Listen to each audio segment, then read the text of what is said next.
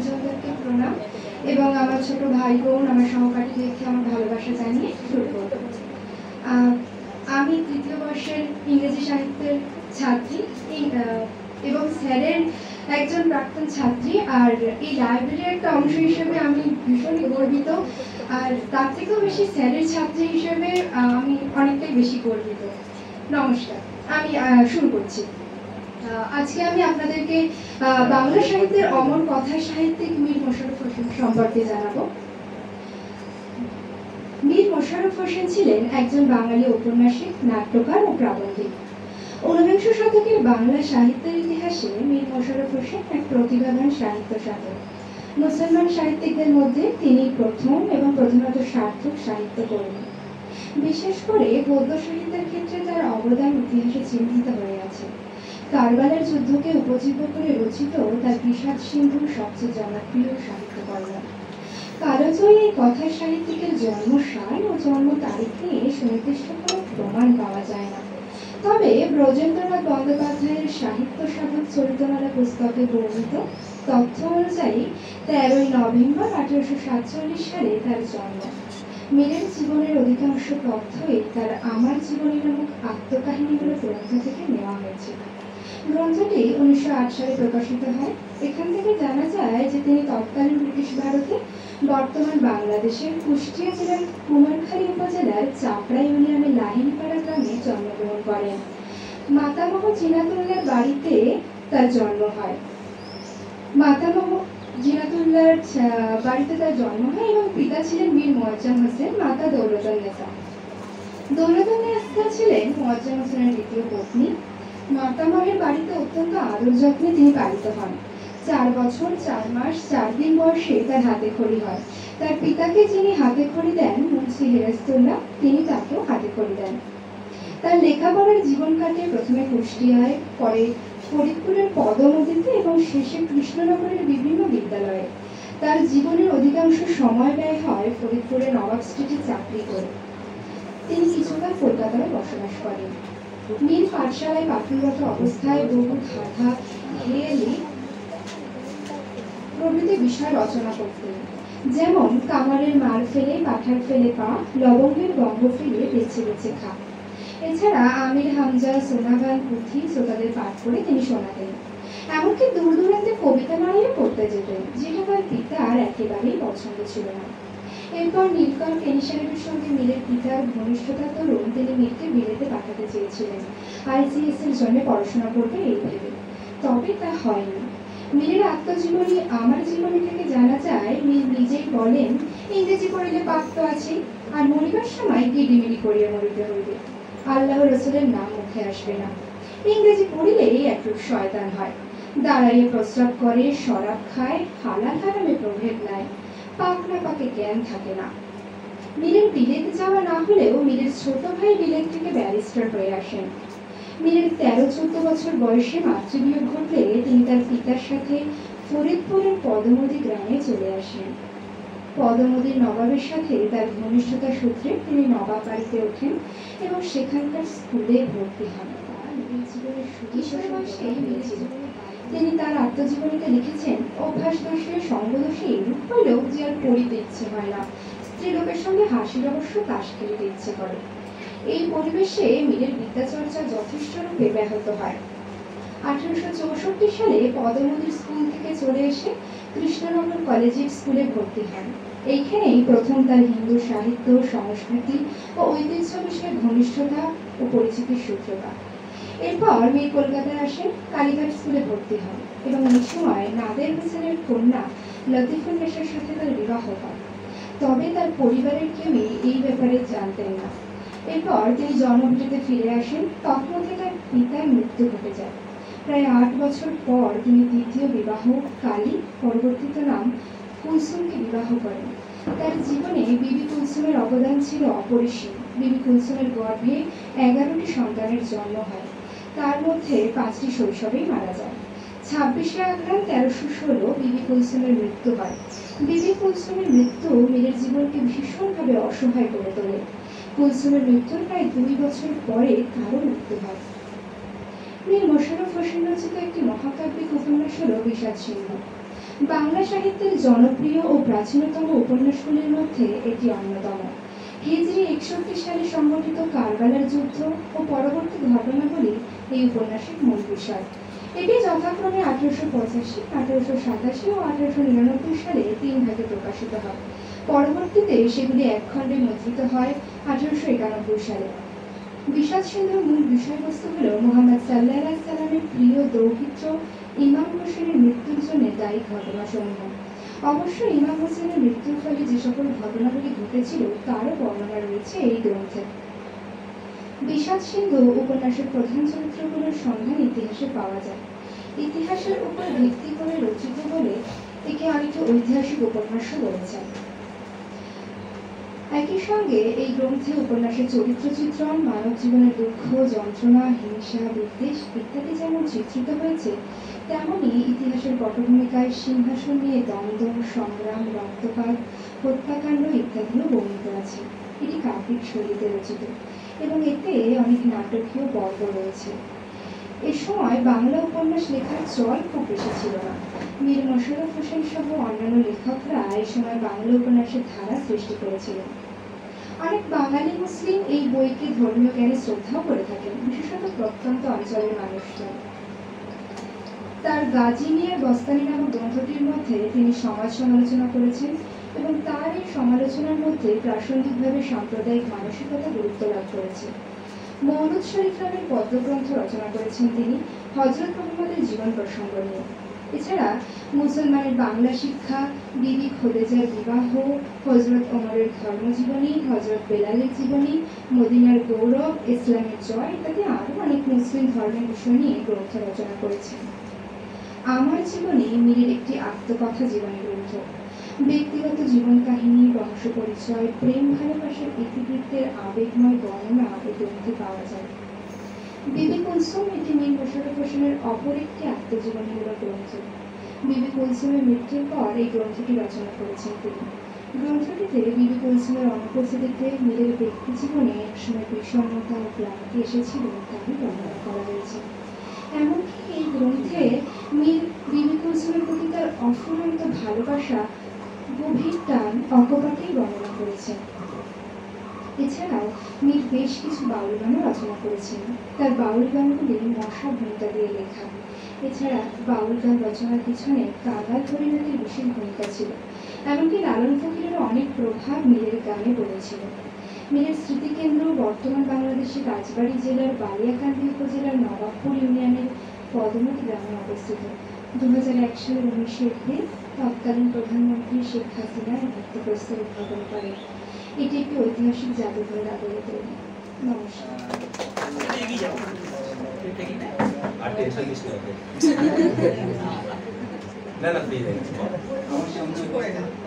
সমস্ত পুরুষকে আমার প্রণাম। আমার সামনে উপস্থিত সকল ভাই বোন সবাইকে আমার আন্তরিক ভালোবাসা দিয়ে আমি শুরু করছি। আমি সৈয়দ ওয়ালিউল্লাহকে নিয়ে কিছু বলতে চাইছি।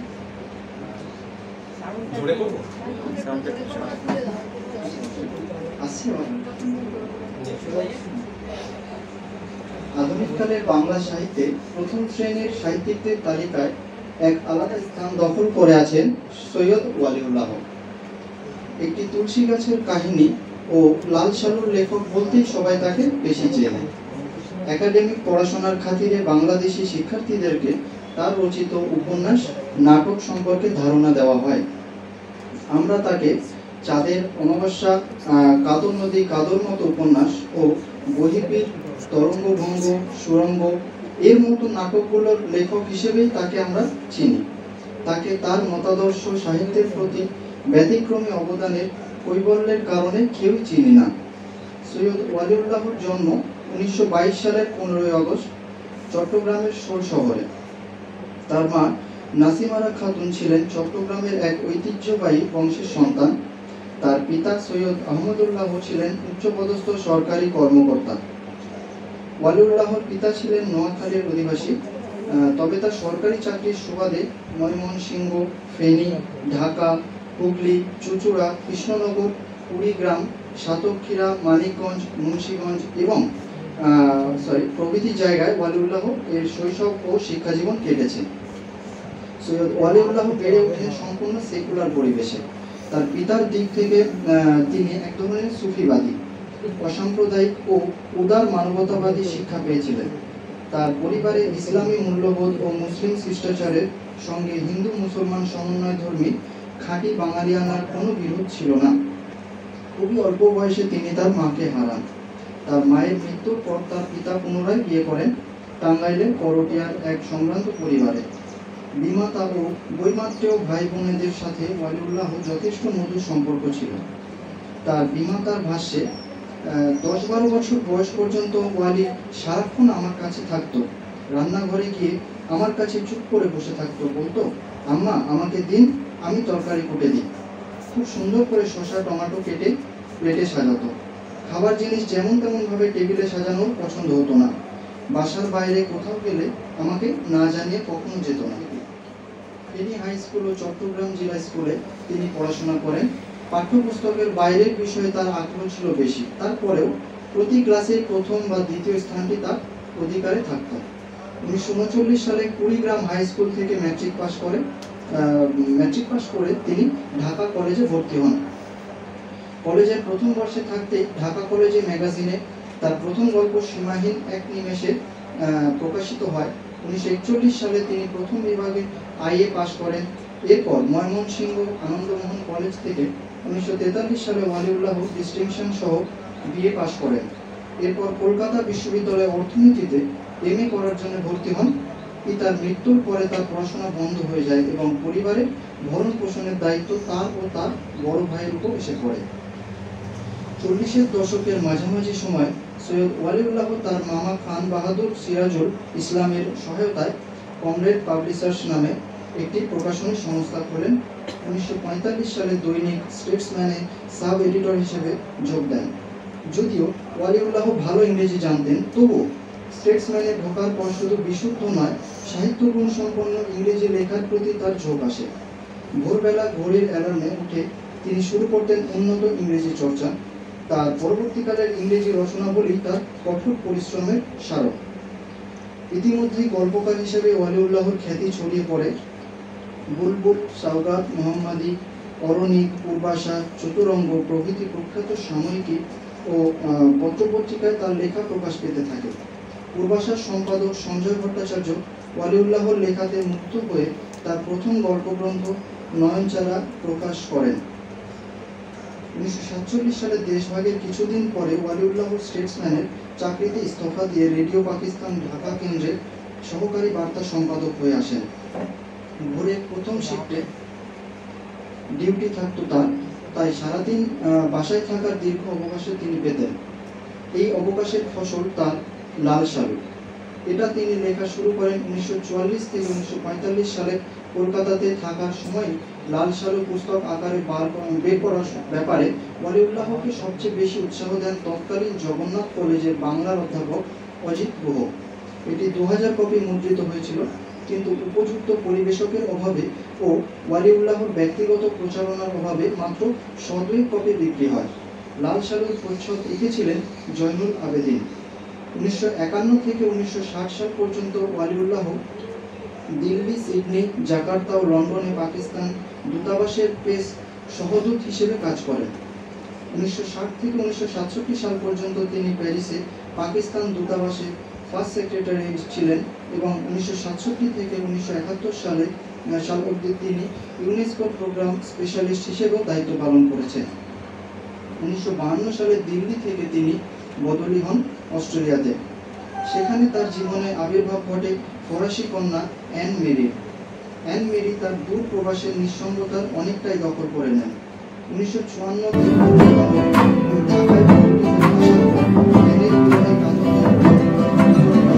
পুরস্কারের কাছে চিঠি লিখেছেন যে সালে অ্যানকে বিয়ে করেন ওয়ালিউল্লাহ। তার স্ত্রী পরবর্তীতে তার লাল সালু ফরাসি ভাষায় অনুবাদ করেন। এটি পরে ইংরেজিতে উইদাউট রুটস নামে অনুদিত হয়। ওয়ালিউল্লাহ কৈশোর ও যৌবন অতিবাহিত হয় এক উত্তাল ও উষ্ণ রাজনৈতিক ও সামাজিক পরিবেশে। সে সময় জন্ম নেওয়া কোনো মানুষের পক্ষেই রাজনৈতিক বিষয়ে উদাসীন থাকা সম্ভব ছিল না ও প্রতিক্রিয়াশীল রাজনীতির বিপক্ষে। সমাজতন্ত্রীদের প্রতি তিনি ছিলেন সহানুভূতিশীল। উপমহাদেশে ব্রিটিশ শাসনের অবসানের পর থেকেই তিনি ছিলেন মার্কিন সাম্রাজ্যবাদের ঘোর বিরোধী। 1958 সালে প্রকাশিত দ্য আগলি আমেরিকান বইটির প্রত্যুত্তরে তিনি লেখেন দ্য আগলি এশিয়ান। সেই সময় উপমহাদেশে বিশ্বযুদ্ধ মন্বন্তরে ভারতের কমিউনিস্ট বাহিনীর তৎপরতা, সন্ত্রাসী আন্দোলন, অর্থনৈতিক মন্দা, হিন্দু মুসলিম দ্বন্দ্ব সবকিছু মিলিয়ে কোনো সুস্থ মানুষের পক্ষে রাজনৈতিকভাবে নিষ্ক্রিয় থাকা সম্ভব ছিল না।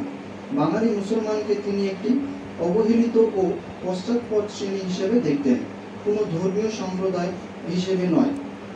তাদের রাজনৈতিক অধিকারের আদায়ে তিনি সচেতন ছিলেন, তবে রাজনীতিতে ধর্মের ব্যবহার ও সাম্প্রদায়িকতাকে তিনি ঘৃণার চোখে দেখতেন। ওয়ালিউল্লাহ অস্তিত্ববাদ, সমাজতন্ত্র ইত্যাদি মতবাদ দ্বারা প্রভাবিত ছিলেন তা অনেকেই বলেন, তবে তার স্ত্রী অ্যান মেরির মতে মার্ক্সবাদ, অস্তিত্ববাদ প্রভৃতি মতবাদ দ্বারা তিনি খুব যে প্রভাবিত ছিলেন তা না, তবে এসব বিষয়ে তার পড়াশোনা ছিল গভীর। 1950 ও 60-এর দশক দুটি ছিল আশার দশক বা ডিকেডস of Hopes. Asia, Africa, Latin আমেরিকার অনেক দেশ এর বিরুদ্ধে রুখে দাঁড়িয়েছিল। এই নতুন যুগ ওয়ালিউল্লাহকে ভীষণভাবে আশান্বিত করেছিল। ওয়ালিউল্লাহ সাহিত্যে বলেছেন মানুষের কথা। তার সাহিত্যে মানব জীবনের আধ্যাত্মিক অযৌক্তিকতা বা মেটাফিজিক্যাল অ্যাবসার্ডিটি এর সাথে সামাজিক প্রতিচিত্র উঠে এসেছে। এমনকি পশ্চিমের ঔপন্যাসিকদের চেতনা প্রবাহ তার লেখায় দেখা যায় না।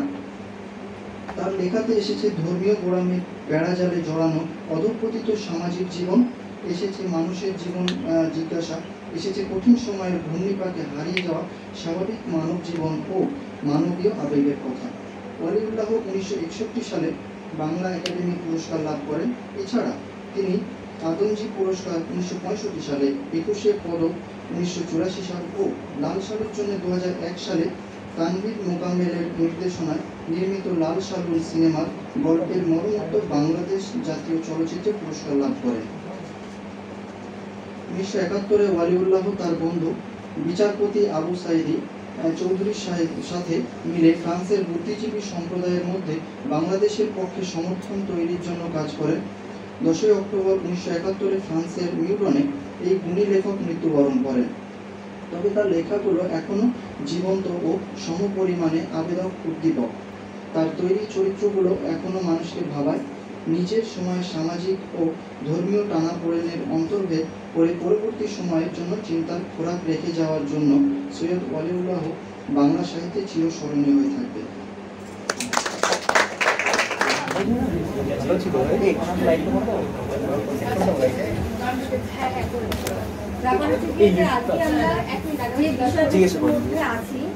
সেই বিষয়বস্তুটা অত্যন্ত মননদায়ী হয়েছে। আমরা অনেক কিছু শিখেছি, জেনেছি। তো আমার কাছে একজন মুসলিম কবি হয়ে বৈষ্ণব ধর্মকে অবলম্বন করে তিনি যে কবি উত্তরাঙ্গের গান লিখেছেন, যা আমাদেরকে অভূতপূর্বভাবে নাড়া দেয়, যে আমরা ভাবতে পারি না যে ওরও একজন মুসলিম কবি এত সুন্দরভাবে আমাদের বৈষ্ণব ধর্মকে তুলে ধরেছে, যেটা তোমাদের কাছে হয়তো মনে হবে যে কীর্তন গান। হ্যাঁ, কীর্তনাঙ্গের নজরুল। হ্যাঁ, আমি আজকে সেটাই একটু পরিবেশন করতে চাই তোমার কাছে। যেমন তার কথা গানের, তেমন তার সুর মানুষ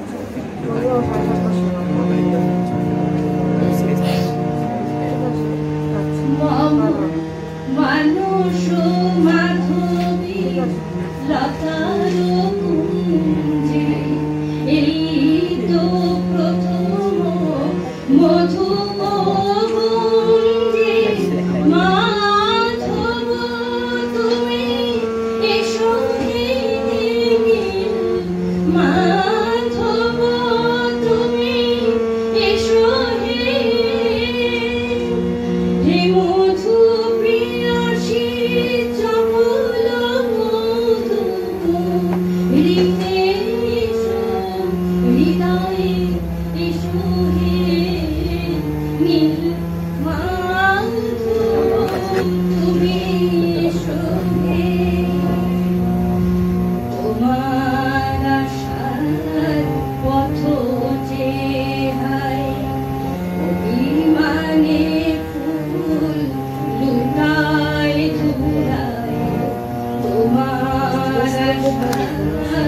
কত যে হয় অভিমানে ফুল লুকায় ধুলায় মাধব তুমি সোহেনি মাধব তুমি সোহে আহা বনমালী বনে বন ফুল ভারে শুকাইয়া যায় আখি জলে তার জিয়াইয়া রাখি কত আরে জিয়াইয়া রাখি কত এসো গোপন পায়ে চিত চোখ এসো গোপন পায়ে চিত চোখ এসো গোপন পায়ে যেমন নবনী চুরি করে খেতে এসো শ্যাম সে গোপন পায়ে এসো শ্যাম সে গোপন পায়ে নাহাই নুপুর খুলিও যমুনার তীর নীরে নুপুর খুলিও যমুনার তীর নীরে বাঁশরীর তালে নাহাই লাহরি না ভুলিও নাহাই নুপুর খুলিও যমুনার তীর নীরে বাঁশরীর তালে নাহাই লাহরি না ভুলিও যেমন নীরবে ফুটে যেমন নীরবে রেঙে ওঠে সন্ধ্যা গগন যেমন নীরবে ফুটে যেমন নীরবে রেঙে ওঠে সন্ধ্যা গগন এসো তেমনি গোপন পায়ে এসো তেমনি গোপন পায়ে অনুরাগী রাঙা চন্দন শুকায় যায় অনুরাগী রাঙা চন্দন শুকায় যায় এসো তেমনি গোপন পায়ে এসো তেমনি গোপন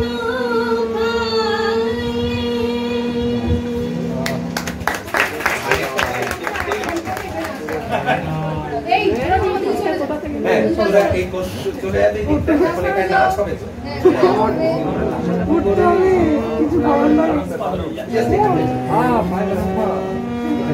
আরে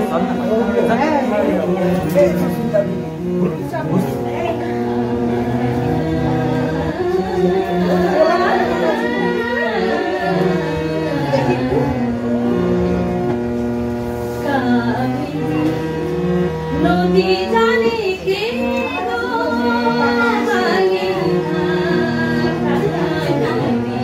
নদী জানে কে মনে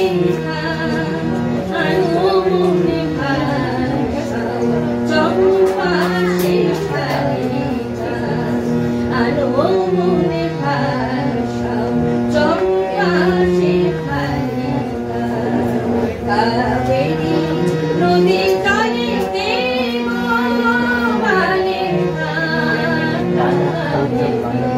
নদী জানে কে প্রভাত শিলানে আসে নলসে